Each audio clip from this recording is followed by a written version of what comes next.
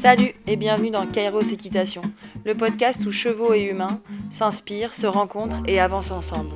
Moi c'est Léa, je suis coach en équitation comportementale et en technique Alexander. Je suis installée en Bretagne accompagnée par un beau troupeau de chevaux qui vit en semi-liberté. Ici, sur ce podcast, j'ai envie de te partager des réflexions, des sujets, des expériences importantes pour moi. Salut, j'espère que tu vas bien.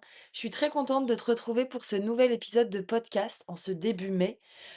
Aujourd'hui, j'ai envie de te partager ma réflexion, mon expérience sur un point, selon moi, hyper transformateur. Il y a un peu, avant cette prise de conscience et cette intégration et le après. En tout cas pour moi, ça a clairement, transformé mon approche, j'ai envie de dire autant de l'équitation que de ma vie d'humaine, qui est comment faire moins pour être plus juste. Alors plus juste à cheval, plus juste avec les chevaux, plus juste envers moi-même. Voilà, je pense que ça déborde de l'équitation, mais comme tout ce que je partage ici, des fois je mets le mot cheval ou équitation, mais en vrai c'est avec les autres ou dans la vie. Parce que je crois que l'équitation, c'est vraiment un chemin, qui permet de montrer mes meilleures facettes d'humaine, comme les pires, et en fonction de ce que je cultive, eh ben, je vais plutôt aller, dans la tension, cultiver, la frustration et l'exigence, ou alors, quand je décide d'être enfin quand je décide, c'est vraiment il y a une notion de choix, mais aussi une notion de prise de conscience de, d'aller cultiver la joie, la curiosité, l'exigence, mais au service de la communication et de la relation avec l'autre, avec le cheval. Voilà, c'est vraiment, j'ai envie de dire 2 mondes hyper liés les uns aux autres et dans une même séance, dans une même minute, je peux passer moi, je sais pas toi, mais de l'un à l'autre en un claquement de doigts. Et c'est comment je muscle ma capacité à rester le moins possible dans cette partie, hyper exigeante, hyper, tendue finalement, un peu refermée et qui est pas, au service de l'autre, mais vraiment au service du faire-faire et c'est pas ça que j'ai envie de cultiver ni pour moi, ni pour mes chevaux. Du coup, c'est comment je muscle ma capacité à vite me rendre compte que je suis passée là-dedans, à trouver d'autres solutions, à lâcher cette tension pour juste être avec mon cheval. Donc dans cette notion vraiment de, cultiver ce faire moins pour mieux être, pour être plus juste, pour être plus clair, bah, il y a aussi cette notion d'être plus pertinente et même, plus performante, peu importe la performance. Ce qui m'a donné envie d'aborder ce sujet avec toi, on pourrait l'aborder sur plein d'angles différents, mais j'ai vraiment envie de le lier, au lieu dans lequel j'habite aussi aujourd'hui, qui est un lieu, incroyable en pleine nature. Voilà un peu l'idée de, ce qu'on va, aborder, dans cet épisode. J'espère que ça va t'inspirer. Voilà, moi ça a vraiment, ça change, ma vie et c'est, un travail où, comme beaucoup de choses et peut-être la plupart des choses, on n'est jamais arrivé. C'est vraiment un chemin et un processus et moi, aujourd'hui, je peux pas te dire: «Bah, moi, je suis arrivée et aujourd'hui, je suis plus jamais dans le faire-faire». Pas du tout et bien au contraire. Je crois vraiment que mon métier me passionne, que j'adore être avec les chevaux, que j'adore être avec mes élèves parce qu'à chaque fois, c'est des bonnes occasions pour moi pour continuer de muscler cette capacité à faire confiance au processus, à faire confiance, dans cette relation qui se crée avec mon cheval ou avec l'autre, que, j'ai des ressources et de la confiance pour pouvoir pas me retrouver dans l'échec ou tout ça. Je pense que quand on est dans le faire-faire, dans l'objectif à atteindre, ce que beaucoup de cavaliers font, hein, et souvent et la plupart du temps, presque toujours, avec l'envie de bien faire, avec l'envie que leur cheval, il travaille dans le bon sens, avec l'envie que le cheval, il monte bien dans le camion, qu'il fasse un beau montoir et pourtant, comme il y a cette envie de bien faire et ben, ça amène souvent trop d'exigences, trop de tension, des fois, il y a la notion de temporalité, de temps qui amène, trop de pression parce qu'on est pressé. Voilà et donc beaucoup de cavaliers et dont je fais partie, on fait souvent trop parce que on a, des habitudes, parce qu'on a, des croyances aussi des fois, parce que des fois, ouais, notre corps, on a appris comme ça et du coup, sans s'en rendre compte, on se met à faire des choses sans conscience et q tout ça pour moi, ça brouille vraiment la communication avec notre cheval. C'est-à-dire que le cheval, il va comprendre, ressentir le cheval, son mode de communication. Ils communiquent entre eux par des gestes, des comportements, des postures, c'est physique, c'est pas du tout la bouche qui parle. Du coup, quand nous, on fait des choses avec notre corps et notre pensée aussi, quand on a des pensées focus de concentration, de, faire comme ci, faire comme ça, que ça c'est bien, que ça c'est mal, souvent on va plutôt dire que c'est mal en plus, le cheval, il sent tous nos micro signaux dans notre corps Et pour lui, tout ça, c'est des informations et tout ça, ces informations-là, si elles sont alimentées par plus d'exigences, plus de tension, plus de faire, en oubliant tout l'extérieur, j'ai envie de dire, toute autre chose que juste l'objectif à atteindre, même si la plupart du temps, encore une fois, il est au service du cheval, au service du bien faire, eh ben, il vient brouiller la relation. Parce que le cheval, il va se caler d'abord sur ça.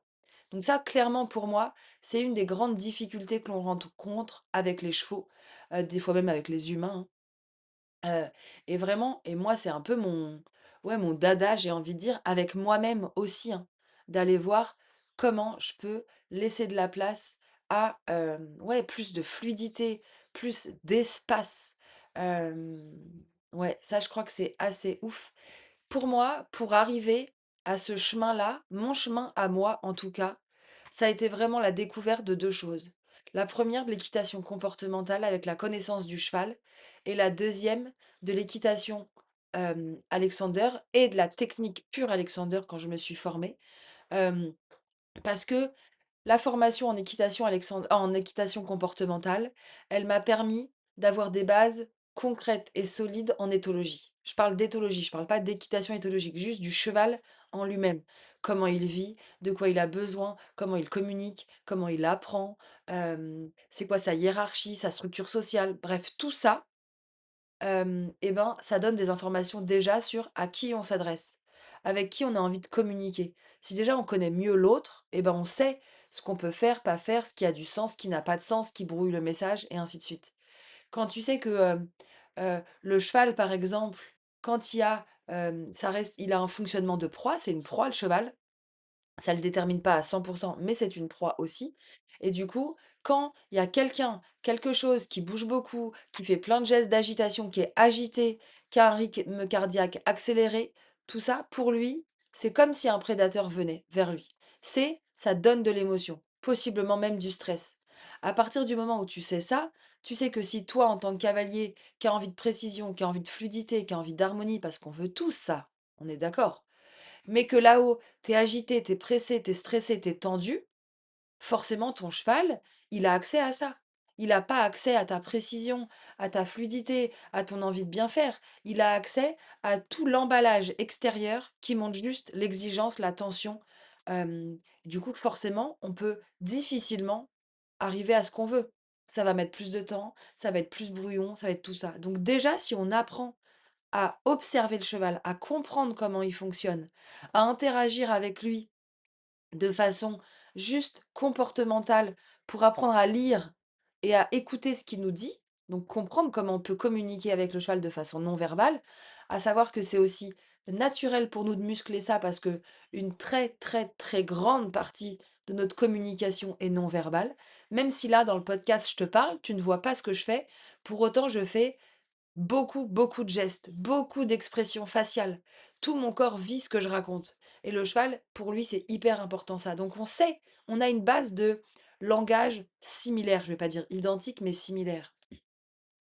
Et la seconde chose dans la technique Alexander, c'est comprendre mes fonctionnements à moi en tant qu'humain. Et ça, vraiment, j'adore partager ça avec les élèves, d'avoir ces 2 sphères-là, celle du cheval et celle de l'humain. Voir comment nous, nos fonctionnements déjà perturbent nous-mêmes. Genre, un exemple, je sais pas moi, je veux tourner à droite et quand je tourne à droite, j'ai tellement pris l'habitude d'écouter mon enseignant qui me disait: «Non mais regarde l'intérieur de ton cercle ou regarde à droite», que tu anticipes tellement que tu veux tourner que tu es rarement dans l'axe de ton cheval. Rarement ta poitrine est axée avec le garrot de ton cheval, sa nuque et ainsi de et devant lui. Donc déjà là, tu perturbes dans ton équilibre de base. Je donne un exemple, hein, je pourrais en donner d'autres, hein. Mais cet exemple-là, donc déjà de base, ce fameux couloir des aides, ce fameux moment, l'endroit où le cheval, il est en équilibre sur ses 4 pieds et toi, tu es posé dessus en équilibre sur ton corps aussi à toi, déjà là, il y a un désaxage. Donc forcément, tu mets le cheval sans le vouloir, avec l'envie de bien faire pour montrer où on va, dans un déséquilibre, qui va forcément falloir que lui, il compense par un moyen ou par un autre. Donc de comprendre comment nous, humains, on fonctionne? Est-ce qu'on est assis au bon endroit, sur nos ischions, sur nos périnées?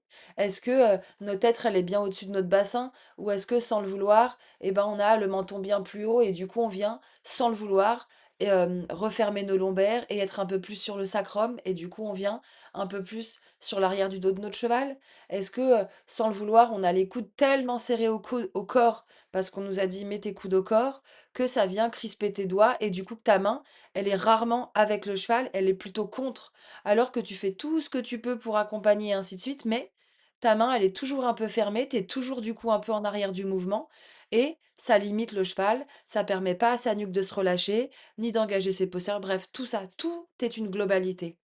Et vraiment de pouvoir proposer aux élèves un accompagnement global autour de ce que raconte le cheval, de ce que raconte ton corps et du lien qui se fait entre les 2, c'est tellement passionnant.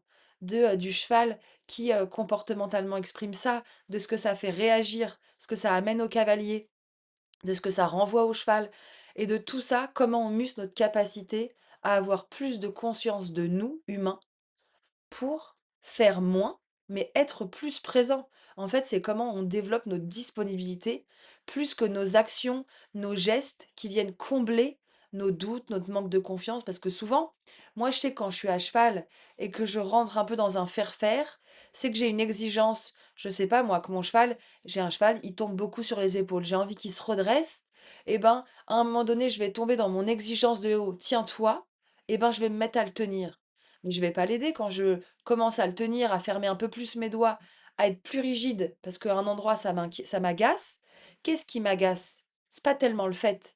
Enfin, c'est le fait qu'il soit toujours un peu sur les épaules et qu'il faille que je le tienne pour qu'il revienne, mais c'est parce que finalement, je ne trouve pas la solution ou je doute d'y arriver dans le timing que je veux y arriver et je me dépêche et du coup, comme je me dépêche pour atteindre un résultat, je vais mettre de la tension et le tenir alors qu'à la base, je veux pas tenir son équilibre, je veux qu'on apprenne ensemble à ce qu'il gère son équilibre et du coup que je gère le mien aussi. Et ça, c'est tellement passionnant pour tout le monde et ça transforme l'équitation. Ça transforme le cheval parce que ça permet au cheval de muscler ses qualités de cheval. Et ça permet à l'humain de muscler ses qualités d'humain. Donc forcément, quand un cheval muscle ses qualités de cheval grâce à l'équitation, que l'humain muscle ses qualités d'humain grâce à l'équitation, quand les 2 se retrouvent en ayant travaillé finalement, mâché tout ça, forcément l'équitation est transformée. C'est ce qui fait que pendant longtemps, j'avais un club à Brocéliande où on a vraiment créé un lieu où petit à petit, on a expérimenté, mis en place tous nos apprentissages. L'équitation comportementale pendant des années, la technique Alexander, la communication bienveillante. Voilà, il y a un épisode de podcast où je parle du parcours.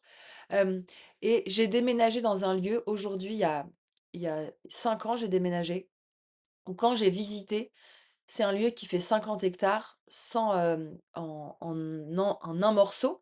Nous, on a clôturé des pour pouvoir faire des rotations et prendre soin du lieu, parce que c'est un lieu où la diversité alimentaire, de relief, de nature, des gros cailloux, des sources, un étang, plein de variétés d'arbres, végétaux, bref, c'est une diversité incroyable. C'est un lieu magnifique. Quand je l'ai visité, j'avais pas prévu de déménager de Brocéliande à la base, surtout pour venir dans le centre Bretagne et vraiment, j'ai eu des étoiles dans les yeux de me dire: «Ah, je vais pouvoir proposer à mes chevaux un mode de vie qui répond ou qui ressemble de ce que je peux leur donner à une vie de cheval. Parce que là où j'étais, on avait mis plein de choses en place qui requestionnaient, l'apprentissage de l'équitation. On avait refait le référentiel des galops, on avait, recréé une organisation des cours différente. On n'était plus du tout sur des cours d'une heure et demie, mais de 2 voire 3 heures, en multi-âge, pour permettre, voilà, de la collect du collectif, des partages de transmission, tout ça. On avait remis plein de choses chez l'humain, chez le cheval, mais il y a un truc qu'on pouvait pas faire, c'était pousser nos barrières et amener une vie de cheval à nos chevaux. Ils étaient quand même C'était des chevaux qui vivaient dans un monde d'humains. Et quand on a visité cet endroit, on s'est dit: «Ah là, on va avoir des chevaux qui ont une vie de cheval». Du coup, ce déménagement a vraiment mis du temps à s'organiser, hein, à que les chevaux y trouvent leur place aussi parce que de déménager des chevaux qui ont une vie de cheval dans des endroits d'humains, ça leur redemande un effort, hein. Moi, je dis que ça a mis vraiment 2 ans à ce que je sente qu'ils se sont intégrés dans ce lieu et moi, je crois que ça m'a mis 2 ans aussi, à s'intégrer dans ce lieu, à s'habituer à autant, de faune et de flore aussi, dans leur environnement. Le côté sauvage, c'est un endroit qui avait pas été vraiment exploité pendant 40 ans, donc faut imaginer, que les forêts se sont refaites, que bref, tout ça. Hem, Pourquoi je te parle de ça? Parce que je pense enfin, dans ce lieu, le fait de permettre aux chevaux de vivre une vie de cheval. Avant, on observait déjà les chevaux, là où on était avant, mais quand tu observes des chevaux qui ont une vie de chevaux dans un monde d'humains, malgré tout, leur vie est limitée à l'espace qu'ils ont.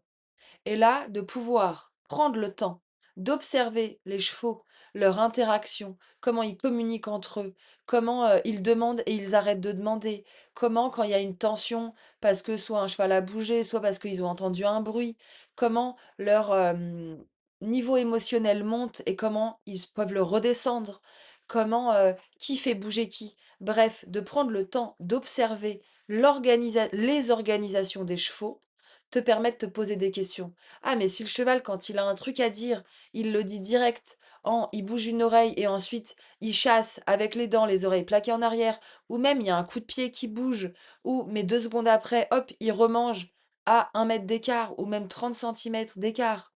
Tu te dis, ah oui, mais du coup, si moi je suis avec les chevaux, et que quand je lui demande, s'il te plaît, bouge, s'il te plaît, bouge, et que ma demande, elle n'arrive jamais à un endroit qui dit, bah si, vas-y, bouge, comme eux, ils le font, en vrai, je suis pas crédible. Donc c'est tout ça pour dire, c'est les chevaux sont hyper exigeants. Les chevaux sont hyper précis, eux, dans leur organisation. Ils nous demandent la même chose. Pas de les voir comme des poupées en porcelaine fragiles parce qu'on veut les respecter, ni de les prendre pour des trucs très, comment je peux dire, coupés d'émotion, coupés d'organisation, coupés d'intelligence, comme des objets. C'est pas des motos qui ne pensent pas une fois qu'on les a mis au garage. C'est ni l'objet que l'on peut utiliser sans rien lui demander, parce qu'il a une vie tellement riche, tellement inspirante pour nous, qu'on se doit d'être à la hauteur de ça, ni les pouponner comme si c'était des poupées, parce que dans la vie, eh ben, c'est pas, cucu les petits oiseaux entre eux. C'est très clair et vraiment, c'est des sources d'inspiration pour ça. Je suis tellement heureuse de pouvoir les observer et de se rendre compte de ça et ça, je crois que vraiment et je le vois avec les élèves qui viennent monter ou être avec les chevaux parce que c'est aut pour moi l'équitation, c'est autant à pied que à cheval. En liberté, en longe, dessus et peu importe les projets. Les élèves qui viennent chez moi, à chaque fois, ils me disent, hein, le truc que c'est quand on prend le temps, nous, d'observer les chevaux. Quand je dis: «On prend le temps», c'est qu'il y a des moments où, quand ils arrivent, on va chercher les chevaux ensemble qui sont un peu dans la pampa ou, autour de la carrière, il y a des grands espaces et il se passe quelque chose, ils ont vu, des chiens de chasse qui arrivent ou je ne sais quoi et à un moment donné et ben, la situation fait qu'il se passe tellement de choses entre eux. Qui va regarder ce qu'il va faire? À quel moment on perçoit qu'il y a un truc à observer qui est possiblement un danger? Et tout ça, il y a des liens directs avec l'équitation. Pas juste de savoir, que le cheval, il est content ou pas content, mais de sécurité aussi. Et ben, quand je vois que mon cheval, il a les 2 oreilles pointées vers un endroit et que d'un coup, tous les autres chevaux, ils ont fait pareil, ben, je sais que mon cheval, il se met en mode alerte. À ce moment-là, il est pas du tout disponible pour que je lui demande une épaule en dedans ou que je lui demande, je sais pas moi, si je suis seule en balade avec lui, je sais qu'à cet endroit-là, il me fait signe, il montre qu'il est en stress, possiblement qu'il y a quelque chose qui se passe. Et la suite pour une proie, c'est: «Est-ce que je me barre ou est-ce que c'est bon, on peut reprendre tranquille?» Et là, il a besoin de son troupeau.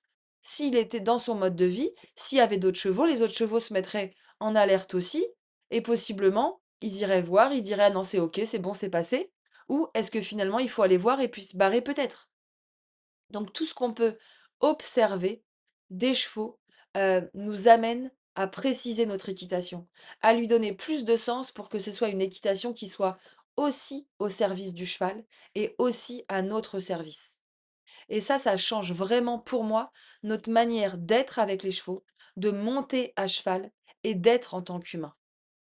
Vraiment, je trouve que ça fait un ouais, un profondément un grand changement de se dire que l'équitation, avant de faire faire des trucs à nos chevaux, prenons le temps de savoir avec qui on va collaborer. Ça demande des connaissances, parce que qu'est-ce que mon cheval me dit à ce moment-là? Qu'est-ce qu'ils se disent entre eux? De pouvoir décrypter, hem, attention, selon moi, à qu'est-ce que j'observe et je décrypte. «Ah, il a fait ci, il a fait ça, je vois ci, je vois ça». Que, «Ah bah, il doit être fatigué. Ah, il a peur». Pour moi, ça, vraiment à ce moment-là, c'est qu'on fait déjà une traduction. On imagine que parce que on a vu qu'il avait le grand classique, il a les oreilles en arrière, il est pas content. Mais là, à ce moment-là, on est tout de suite dans transformer ce qu'on voit par une histoire et interpréter direct. Moi, je j'invite vraiment à observer plusieurs choses et à faire plusieurs interprétations. Ça peut être ci, ça peut être ça pourrait être ça. Et des fois, prendre celle qui nous arrange aussi. Parce que c'est vraiment qu'est-ce qui va nous amener de la joie? Qu'est-ce qui va amener de la, disponibilité, de la perméabilité à mon cheval? Et en fonction, on fait des essais et on expérimente. Au service du cheval et à notre service, les 2 en même temps. Ça demande de la connaissance, de la compréhension et beaucoup de technique. On dit souvent, et moi la première, moi je dis souvent que je suis pas une grande technicienne, en équitation, et c'est vrai. Moi je suis pas j'ai débuté l'équitation hyper tôt parce que ma mère était cavalière, mais mes moments de cavalière sportive, tout ça, ont été très entrecoupés de plein de temps, très courts. On commençait très jeune et ça a été plutôt pour moi l'équitation, hormis jeune ou mais des petits moments, sinon très, soit accompagnée par ma mère, soit très, beaucoup toute seule finalement. Parce que moi j'apprends vraiment en observant, l'autre, en échangeant avec les autres, beaucoup avec ma mère forcément. Mais bref, je vais pas parler de moi. Je me dis pas tellement technicienne équestre. Moi, si on veut, apprendre à faire, la pirouette, des grosses figures de dressage et ainsi de suite, je suis pas sûrement la bonne personne pour faire le geste technique en lui-même. Par contre, j'ai vraiment une technicité de qu'est-ce que raconte le cheval? Qu'est-ce qu'il dit physiquement? Qu'est-ce que dit l'humain? Et qu'est-ce que ça génère ensemble? Et ça, pour moi, ça demande de la technique. Mais de la technique, autant de connaissances, de comment on fait, mais de qu'est-ce qui fait que ça ne peut pas se faire, de tous les petits grains de sable qui viennent brouiller le message et ainsi de suite. Et ça, c'est aussi beaucoup d'exigences. Mais la base de ça, avant de savoir comment on fait une reine d'ouverture, le truc hyper basique, faire une reine d'ouverture ou demander au cheval d'avancer. Mets un coup de talon, le cheval avance. OK. Écarte ta main droite pour aller à droite, il va tourner à droite. Fais une reine d'ouverture. OK. Mais qu'est-ce que ça demande au cheval et comment le cheval va tourner? Pour moi, c'est là où je trouve que c'est intéressant. Mettre le cheval en avant, lui demander de bouger, c'est la première chose que les chevaux entre eux font pour se demander ou se dire quelque chose. Pousse-toi, t'es trop épais. Ils lui disent pas pars par là, il dit bouge. Viens, on va boire, viens, on bouge par là, enfin on bouge, ils se mettent en mouvement. La mise en mouvement pour le cheval, soit elle se fait par devant, soit elle se fait par derrière quand les chevaux se font bouger entre eux. Il y a vraiment des mouvements comme ça, mais c'est la première chose qu'on demande au cheval de bouger. Parce que c'est ça qui se font. Et ensuite vient, est-ce que tu peux être proche de moi ou est-ce que tu te mets un peu plus loin? Mais d'abord, c'est bougeons. Bougeons ensemble ou bouge tout seul pour partir. Et ensuite, écarte-toi ou rapproche-toi de moi. Et avec moi, dans mon approche, merci Guillaume Antoine pour vraiment cette trame-là qui est tellement puissante. Et ensuite, avec nos chevaux, une fois qu'on a mis le mouvement et que le cheval il accepte de se porter en avant et de dépenser de l'énergie pour, on va observer qu'est-ce que ça dit à mon cheval de bouger. Comme les chevaux entre eux, quand on les voit bouger, est-ce qu'ils bougent et que c'est tranquille et que ça a été une mise en mouvement, ou est-ce que d'un coup le cheval il part fort, il y a de l'émotion, et ça a généré quelque chose chez lui. C'est entre guillemets un sacré avertissement, une sacrée information quand le cheval, il bouge vite. Le cheval, naturellement, il est au pas. Il marche, il mange, il marche, il mange. S'il trotte, s'il galope, c'est qu'il dépense de l'énergie pour s'entraîner, parce qu'il a eu peur, dans un moment d'excitation, de nouveauté, de quelque chose. Mais le curseur d'énergie, il monte et il redescend. Le cheval, il sait quel taux d'énergie il a et dans sa conception de proie et de préserver sa vie et celle de son troupeau, de tout le monde, il économise son énergie et c'est hyper important pour lui. Il ne dépense pas de l'énergie pour rien. Et nous, dans humains, quand je dis qu'est-ce qu'on peut faire de moins pour être mieux, pour être plus juste? C'est parce qu'on dépense trop d'énergie, on brasse tellement d'air pour rien, qui parasitent le message, qui viennent tout brouiller. Donc revenir à l'essentiel de nous-mêmes, hein, c'est observer le cheval, le comprendre, le percevoir et qu'est-ce qu'il fait? Qu'est-ce que ça veut dire? Et nous, pareil, s'observer nous. Qu'est-ce que l'on fait? Qu'est-ce que l'on pense? Comprendre. Et quand je dis comprendre, c'est pas, moi, quand avec mes élèves, je leur demande pas, de savoir le pour qui, le pourquoi du comment. On n'est pas là sur une analyse, psycho de leur vie ou de ce qui se passe, pas du tout. C'est juste de comprendre qu'est-ce qu'ils veulent faire, de pourquoi ils pensent faire ça ou de comprendre qu'ils le font sans s'en rendre compte et percevoir les sensations. Qu'est-ce que ça génère chez leur cheval? Est-ce qu'ils ont conscience de toutes les perceptions de l'environnement? Le cheval, il a conscience de tout l'environnement autour de lui. Il entend loin, il voit loin, il perçoit loin et grand. Si nous, on est focus juste sur je veux cette épaule, je veux aller sauter tel obstacle, ou soit comme ci, soit comme ça, on met le cheval dans une boîte de sardines et forcément, c'est pas confort pour lui du tout. C'est stressant, c'est émotionnel, c'est pas à son service et ni au nôtre, à nous humains. Nous, on aime avoir de la vue, on aime avoir de l'espace autour de nous. C'est hyper important, on respire mieux à ce moment-là, le corps a besoin d'espace. Je suis partie, j'espère que ça te parle ce que je te raconte. Moi, je me sens hyper animée par le sujet. Je vois tout le chemin que ça demande de faire, tout le chemin, qui est hyper puissant parce que le cheval, il sort de ça transformé, l'humain aussi transformé.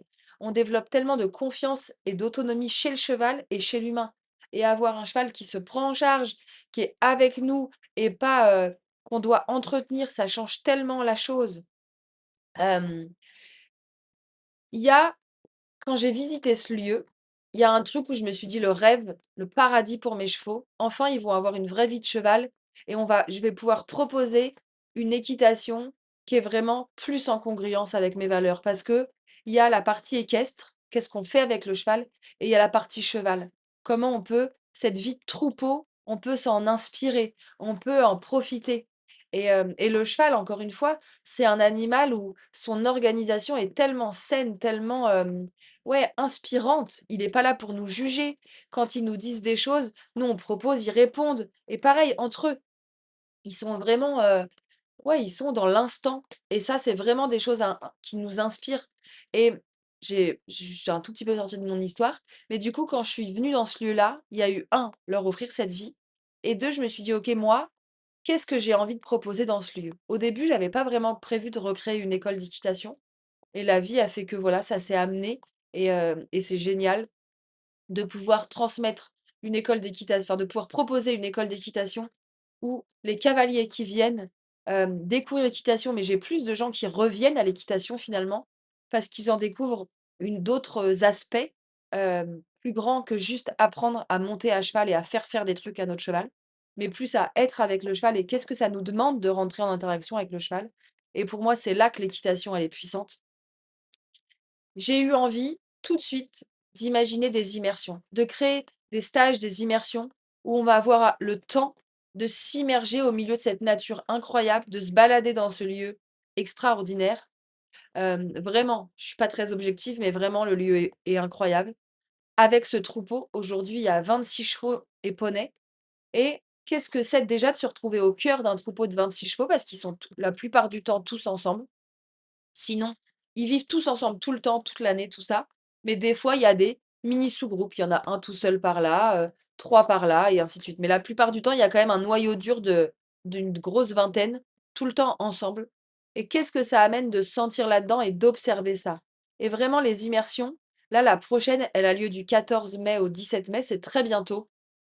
Hem, Là, c'est avec mes chevaux. Il y en aura d'autres plus tard avec vos chevaux à vous. Si d'ailleurs ça vous intéresse, de venir découvrir ce lieu-là avec vos chevaux, dites-moi et on y réfléchit ensemble. Là, c'est avec mes chevaux, là, au mois de mai.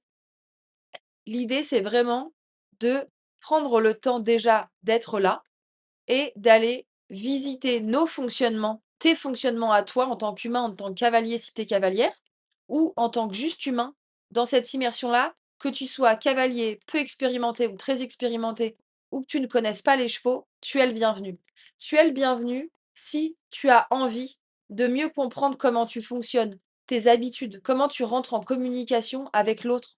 Est-ce que, est-ce que poser des demandes, dire: «Bah, mon projet, c'est ça et j'ai besoin de ça pour y arriver». Est-ce que ça, c'est facile ou difficile? Est-ce que de prendre ta place, de dire: «Bah, moi, à ce moment-là, c'est chez moi» et en gros, tu viens pas, me parler trop proche, tu vois? Les gens qui te parlent, à 2 centimètres du bout du nez, c'est juste horrible.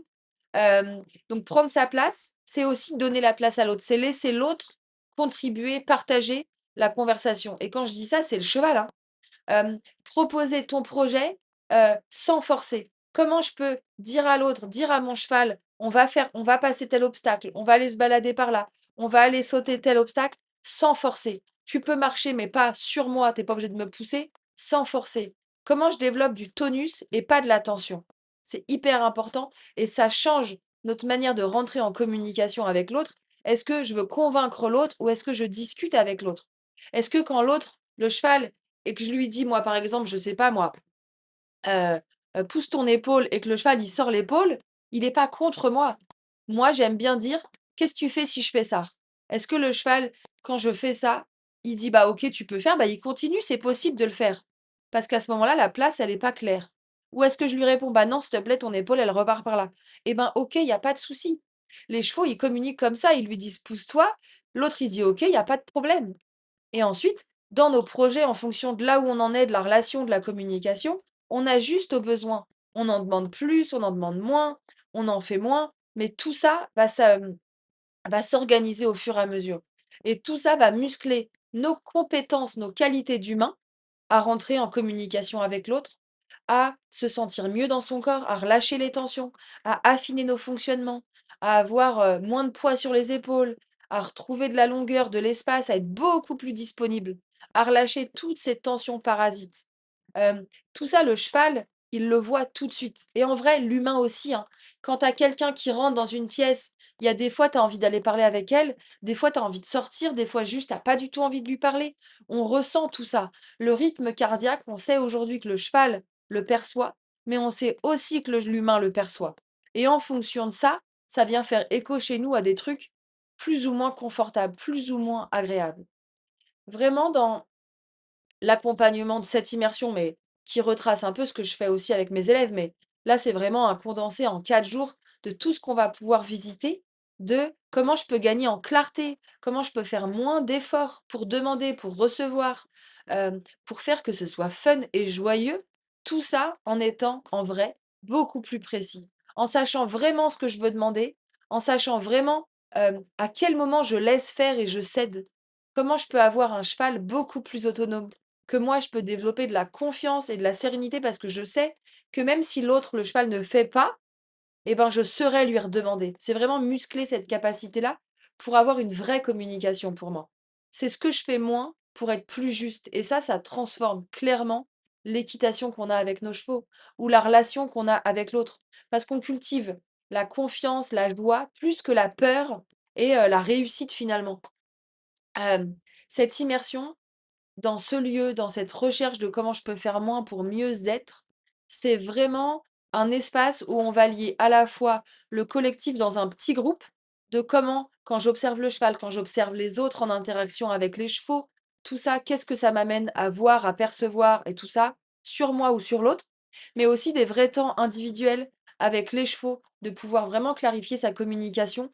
L'idée, c'est autant en liberté à pied que à cheval, s'il y en a qui ont envie, c'est tout à fait possible et de lier cette équitation comportementale et la technique Alexander avec vraiment l'usage de toi, de comment tu peux être moins dans le faire pour être dans le mieux, mieux faire ou un meilleur usage de toi.